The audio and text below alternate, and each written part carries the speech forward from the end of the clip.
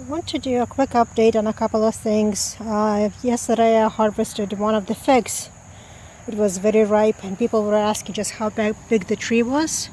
This is it, right here. It's about 2 feet tall, but it does have figs, as you can see. So here are a few left figs that are still growing. The one I picked was growing over here, just in here. And there are still figs all over forming and growing. The fig tree does not have to be big. As you can see, they're doing quite well even on a small tree. They're still able to be very productive and perform really well. I want to show you another aspect here. So I just picked this watermelon. It's not very big, I would say, about 6-7 pounds, maybe 8. I haven't weighed it yet. It is fully ripe. The curlicky thing was ripe. It's probably going to be a little bit watery because of all so much rain. But I want to share what's happening to my watermelon patch. You can see all of these vines are dying. You can see the black on them. Before you couldn't tell where the watermelon lines were, where the vines were going or where they were growing, because it was all densely populated. Now you can see ground. Before you couldn't see soil at all. Now you can see where the soil is. You can see what's happening to the vines. They're dying. There is nothing I can do to stop it. This is blight. Same thing that's been happening all over here. The trees, the plants, everything is affected by it, whatever these spores are. And as things die, it becomes easier to see what is growing. So here is another watermelon. It's fully ripe. So here was the curlicky. It's completely dry. So that's another one I'm just gonna pick. But the watermelon season is almost over. This is the one I just picked, just right here. You can see the imprint. We're almost done with the season, maybe another 3 to 4 weeks before they start to die off. Some are really rotting. Too much water. They cannot handle that much. And some are getting kind of big, like this one.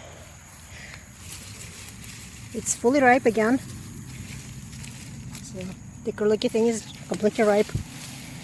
And it's at least 2 feet across, so maybe 60 centimeters. There is another one here. So they're hiding, and as the vines are dying off, they become easier to see. They're a little bit more easy to find.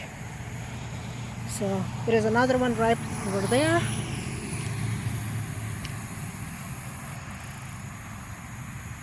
It's hiding.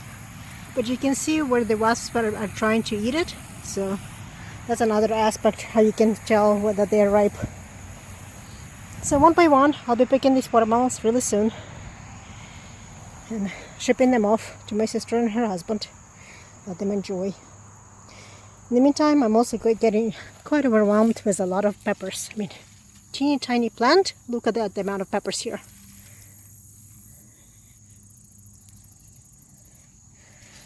It's really kind of amazing. So, and of course my sunchokes are growing tall. They're over 4 feet tall now.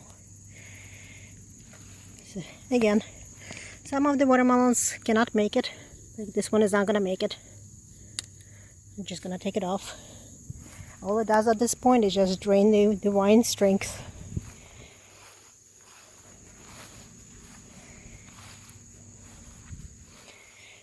And these are my sweet potatoes. They really exploded. I mean, you can see it's just like one big carpet of growth. I just hope that all of this greenery will translate into nice sweet potatoes, nice roots. The cantaloupes are also not doing too great. Same kind of rot as on the watermelons are killing these. You can see the disease. And I just hope that these will have time to ripen. They still have a long way to go. There are several of them, and I'm hoping to try at least one Crenshaw melon this year. Next year, hopefully, I will be able to plant them much earlier and hope for the better performance. So on this note, thank you for joining me today, and until next time. So I decided to weigh this watermelon. It's over 14 pounds.